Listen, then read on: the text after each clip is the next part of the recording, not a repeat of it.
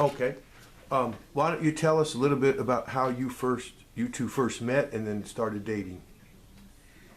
Well, no one would believe how we first met. I was going to some kind of a dinner thing that they were having in the fellowship hall at the Johnson Memorial Methodist Church. We were both members there. And Mary Louise was helping out in the kitchen and serving. And I had known her before that. I'd seen her at a couple of church function things. And then I saw her that evening, and so I went up and asked her out. And then asked her out again and again for a long time. And that's about it, the way we met. Our first date was to a basketball game. Did you enjoy it? Yeah, it was okay. Or were you just happy to be with him? Well, that too. Yeah, it was just sort of an adjunct. And how about your wedding? I've seen a lot of beautiful pictures. Tell us a little bit about how your wedding day went. Well, we had a very large wedding. We had many people in the wedding and then many, many guests to the wedding. And it was August 22nd, which not many places were air conditioned, so it was quite warm in the church. So we had it at 8:30 in the evening, and because it, was a little cooler. Then we had I had 6 bridesmaids and a matron of honor, and he had the 6 ushers, and then Rudy was his best man. Jenny Ann, my sister, was my matron of honor. Then we had a reception at the Women's Club, which was one of the main places in Huntington where people had things like that, and it was air conditioned. Nice. So that, I think, was about it. I never went shopping for a wedding dress. That's maybe why I like this TV show where the people go looking for wedding dresses. But Jenny Ann got married 6 months before I did, and she lived in Hampton, Virginia at the time, and had gone to Richmond and bought her dress at a nice bridal shop there and sent it home. And I went with Mother down to my step-grandmother's, and we were spreading it out on a bed in the guest room. And I took one look at it, and I said, I want to wear that dress. And so I wore Jenny Ann's wedding dress. And Awesome.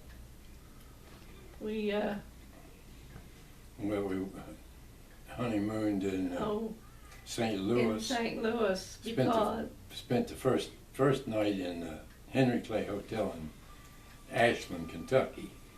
So we'd get up early the next morning, then head for St. Louis. well, the reason we were doing St. Louis, he was in the Army, and so of course he didn't have much money. He'd had plenty before when he was working at the nickel plant, but in the Army, not much money. So we went and stayed in Rudy and his wife Phyllis's apartment, because they weren't there, and we didn't have any hotel bill that way. So So we did spend a night or two in the hotel. yeah, after they came back, but they right. stayed in Huntington a few days after our wedding, so we used their apartment. And we covered a lot of interesting things in St. Louis.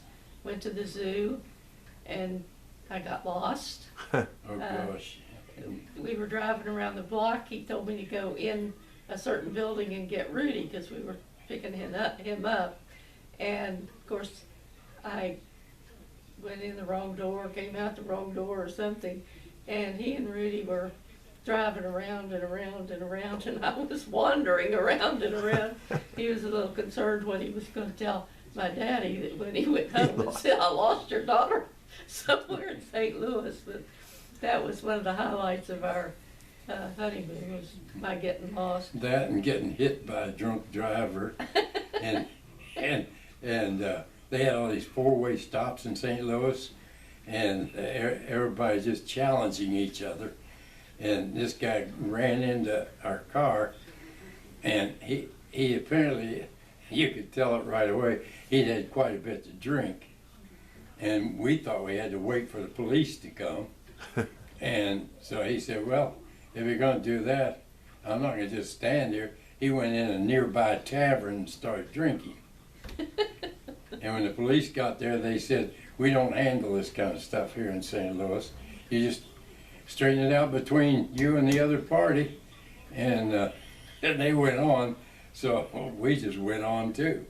That was long before drunk driving laws, huh? Oh, yeah, that was a world away from the current situation. So you were in the Army when you two got married. Tell me a little bit about how that overlapped between your days in college and working in the steel mill and then being in the Army and being married in between that somehow. Yeah, well, you know, I worked, after high school, I worked in the mill for a couple of years, and then, you know, the Korean War time, so about to be drafted, and got tired of waiting for the draft, so I and a friend of mine, Don Pitzenberger, decided that's enough waiting. We just joined up in the Army, and then been in the Army for a couple of years. But Hold that thought while the clock chimes out. yes. Oh, this is going to be the hour. Yeah, it's gonna be gonna 9. strike. Did you turn it off or No, no? Okay, well just listen to. it'll the remind us all of home It's a anyway. It's a beautiful clock. Yep. We bought this clock for our anniversary Do you remember which in anniversary? 1980. 1980. That would have been the 27th wedding anniversary. 27th wedding anniversary. And right now you guys are coming up on your 62nd wedding anniversary. That's right. That's right. And you're 83, Dad, and you're 80, Mom, 80. That's beautiful. Yep, 83 Oh, and 80. he left out that he was going to school while he was working at the nickel plant. That's right. Before Yeah, he going went to in the Marshall. Army. He was going to Marshall College. Yeah, I got in probably about a year and a half in hours that way. But then, oh, of course, I'd been dating Mary Louise though for at least 8 months before going into the Army, and then. I guess, well, and then I was injured while I was in the Army, and on some, I was in the engineers, combat engineers, and we used a lot of nitrous starch, and just keep a long story short, just the nitrous starch exploded and my left hand blew the hand apart some. But while I was in the hospital though, Mary Louise came over to visit along with my mother and father, and so I asked my mother, you know, and she took care of getting an engagement ring, and so Mary Louise and I got engaged while I was in the hospital. Oh, that's romantic. Yeah, yeah. We're just Well, a little romantic. it wasn't very romantic because I was in a ward with about 10 beds on each side, so about 20 guys total. Yeah. And so, you know, would be an embarrassing situation, so we were trying to keep it hidden as I put the ring on her finger and that kind of stuff. You know? Right. So you didn't get a big standing ovation Yeah, from all the yeah, guys. or a lot of laughs. Yeah. You'll be sorry. Yeah. Once you were married, you still, I believe, went to school for a while after that, one or both of you, and then Right. and then started having children, and moved around one, a couple more times. I believe Indianapolis is in there somewhere, and back to Huntington, eventually to Well, Northern Virginia. How about? We got engaged, I went over there with his parents at Christmas time. And he was still in the Army until, I think he got out late May, came back to Huntington, and we both went to summer school there at Marshall College University for the summer, and then in the fall, we went to Bloomington, and he went to Indiana University to finish up, and I got a job with a place called Sarkis Tarzian. They made tubes or Tuners something and for rectifiers. TVs. So I worked there, and he went to school, and then the last semester of his schooling, he'd saved up enough money, so I went back to school for that one semester.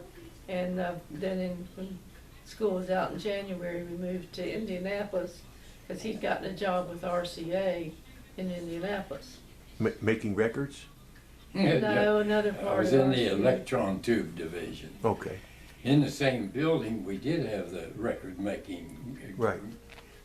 And I think I remember you telling a story about how production of other things just stopped when a Yes. new Elvis record would come That's- out. Elvis, is that who it was? yes, in 1956, Elvis became so popular so fast that anytime he made a new recording, they in the record making department they stopped everything else, just took all the other master recordings, out and put in the new Elvis release and started it was plastic records. They just keep putting plastic in and use these presses with the master, that would form the record, so it would give you all the sound.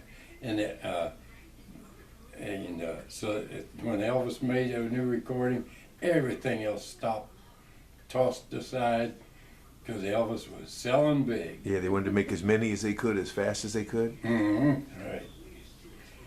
All right, so while you were in Indianapolis, you began to start your family. That's right. Steve was born in September 1956, and we've been up there for several months. Yeah, by we then. started there. I started working RCA in February of '56. And I was going to go back to school for a semester, the rest of it, but the timing didn't work out between finishing up one semester at Indiana University in Bloomington and Butler University in Indianapolis. So I just loafed and sunbathed and just did things like that with the neighbors. Then Steve was born in September, and we were still living in Indianapolis nearly 2 years later when Bobby was born.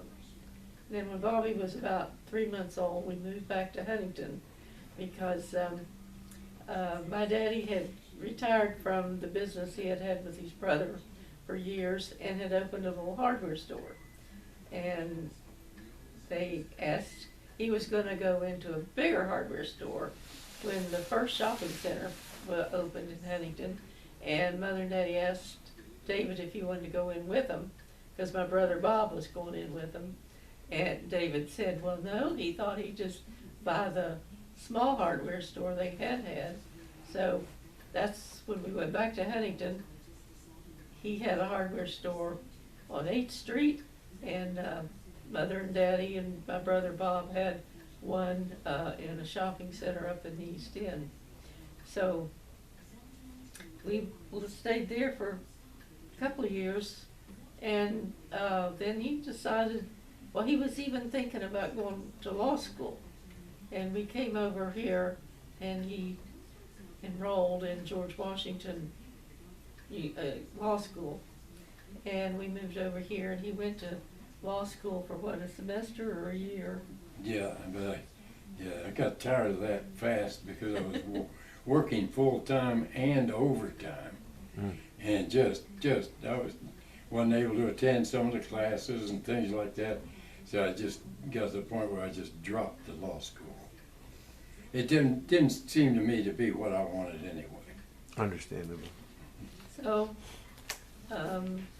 while we were still living in Colmore Apartments, Well, now you've jumped from Huntington, West Virginia, well, over we to... moved from Huntington to over here when he started law school. Okay, And he- closed the hardware store? Yes, He And didn't moved. close it, Well, he sold it, my brother Wiley took over. then took over the hardware Okay. business, and we came over here, and I was working. Didn't you used to do a radio commercial or something like that that had a slogan Oh, that- yeah. that people remembered for quite When some we had time? that hardware store, yeah, I gave them that slogan. They said, it was a radio advertising that we had, and on the radio they keep using our motto. They said that they advertised Douthat hardware, tell where it was and how convenient it was, so forth, and then they'd say, and It says, and don't forget, the Douthat hardware motto is, why pay more for less someplace else when you can pay more for less right here at Douthat Hardware? That's catchy. Yeah.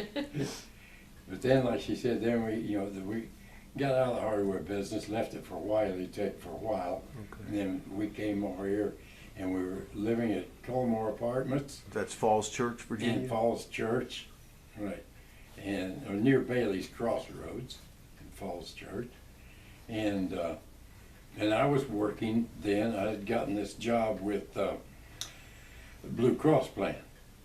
And I got a job setting up the cost system that they wanted, and it was a pretty big job. And so I spent a couple of years just working that. And I was with Blue Cross for a total of almost 9 years. And meanwhile, the first 3 years of that, we lived at Colmore. And then we moved to where we've been ever since, right here, 8205 Cottage Street.